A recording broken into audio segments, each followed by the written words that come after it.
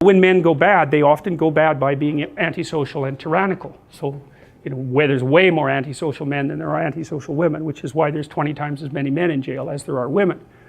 So each gender, let's say each sex, has its own characteristic pathologies. And there are some antisocial women, and there are some high neuroticism guys who are, or some guys who are really agreeable as well. So, but they're rarer. You might say, well, if you're only going to interact with someone once, you might as well just take advantage of them and run off. That's what a psychopath does, by the way. And there is room in the environmental niche for psychopaths, but they have to keep moving around, because otherwise people figure out who they are. So they just move around, and they can take advantage of one person, maybe 5 times or 10 times or something, and then the reputation spreads and they got to get the hell out of there. So it's not a good long-term strategy. If you're preyed upon by a psychopath, which you will be to some degree at some point in your life, the psychopath, who will be narcissistic, will presume that you're stupid and that you deserve to be taken advantage of because you're naive and stupid. So it's actually a good thing that he's doing it. And his proof for, and I'm saying he because there are more male psychopaths, the proof that you're stupid, naive, is that he can take advantage of you. And so, like, if you were wiser, you'd be, you'd know his tricks, and then it wouldn't be morally necessary for him to show you just exactly who knows what about what. And so the psychopath will use his ability to fool you as proof of his own grandiose omnipotence, omniscience, and narcissism. And the problem with that is that you can be fooled by a psychopath. And virtually anybody can.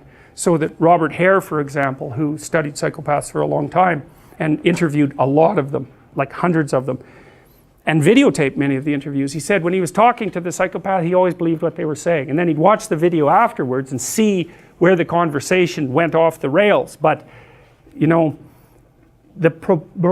proclivity to be polite in a conversation is very strong.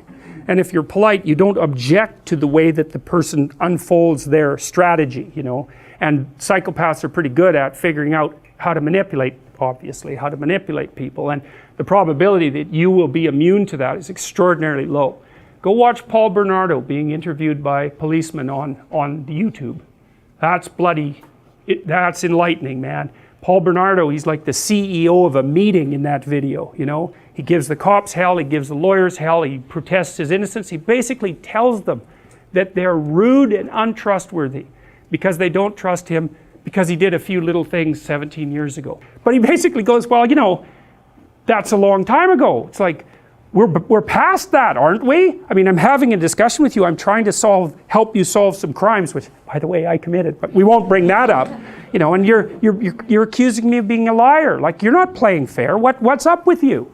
And then when they answer, he looks at his fingernails, which is like, that's a lovely little manipulative thing, because it basically means whatever happens to be under my fingernail at the moment is much higher priority than listening to your foolish story. And you watch, you'll see people do that to you. And then you get a little insight into what they're up to. He's very good at that. And so, or he looks outside, or he just looks at his hands, or he looks out the window, immediately dismissive in his nonverbal behavior. It's brilliant. The courts were forced to release that, by the way. But look it up, Paul Bernardo on YouTube. Wow, it's just mind-boggling. He's so good at what he does. And he's good-looking, and he's charismatic, and he can really pull it off. And you can't tell what's happening with the cops and the lawyers, whether they're just letting him play his routine to get some information from him, or whether he's actually setting them back on his heels. And I suspect it's a bit of both. But it's masterful performance. If you didn't know who he was, and you were watching it without the audio, you'd think he's the CEO of some company giving his employees hell for not being up to scratch. That's all his body language, his eye contact, everything just speaks that. It's amazing.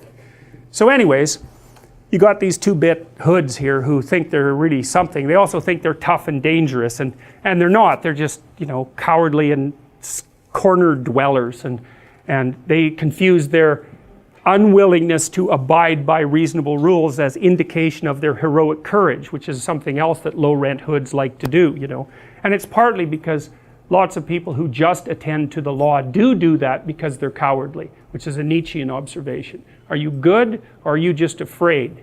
Well, let's start with afraid first. before we proceed to good. And that the reason that you follow the rules is because you're afraid of getting caught.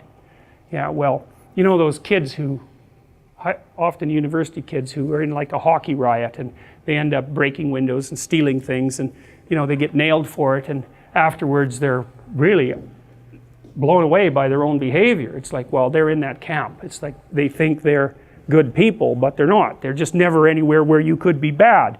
And as soon as you put them somewhere where they could be bad, it's like out it comes, just like that. And that's really worth thinking about, because most of you, many of you, but not all of you, I suspect, have never really been somewhere that you could be really bad and get away with it. And so you might think, well, you wouldn't do it, but people do it.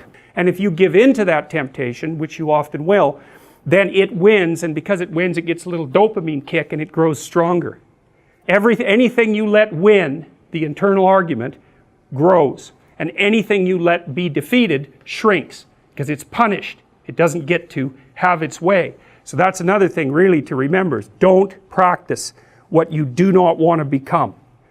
And because they're neurological circuits, you build those things in there, man, they're not going anywhere. You can build another little machine to inhibit them. That's the best you can do. Once they're in there, you can't get them out. And then the ones you build to inhibit can be taken out by stress, and the old habits will come back up. So you got to be careful what you say and what you do, because you build yourself that way. Something's behind the scenes pulling the strings. And everybody always wonders what that is, right? What's actually going on? What's actually going on with Trump? Who's actually in control? Is it Putin? I mean, that's the fantasies of the left. It's Putin. It's like, well, the question always is, what's going on behind the scene, right? And the question is, that's the case certainly on the political landscape, business landscape, interpersonal relations. What are you really up to? Everyone's always wondering that, right? That's why they're watching your eyes, because your eyes point at things, and they can infer what you're interested in and what you're up to by looking at what you look at. And that's why your eyes have whites, is so that we can see where you're pointing them, because gorillas don't. And so what that means, roughly speaking, is that all of your ancestors whose eyes couldn't be reliably tracked were either killed or didn't mate. It's a big deal for us to see where people's eyes are pointed. And so we're always watching each other's eyes constantly. What are you up to? What are you up to? What are you looking at? What do you want? And I want to know, because if I know what you want, I can predict how you're going to behave. And that also means I can cooperate with you, or I can compete with you, or I can lie to you. But all the information is in the eyes, surrounded by the facial display, right? Because that's also an indication of motivation and emotion. And so we're like, our eyes are so good at that for you guys sitting there in the back, I can tell if you're looking at my eyes or at my chin. And the deviation in your eyes is so tiny that it's a kind of miracle that we're capable of making that perceptual observation. It's really important to us. One of the things that was really big, and it's probably even worse now, when I was a parent of young children, was to teach your kids how to be afraid of strangers. It's like, no, wrong. That is not what you teach them. Because all you do is teach them then to be timid and fearful, and the real predatory types, they're pretty much thrilled about that, because you'll also make them sheltered and naive. You know, so that isn't, you make your kids courageous and you get their damn eyes open, and that's the best thing you can do to protect them against people who are truly dangerous. So none of that terrifying them. It's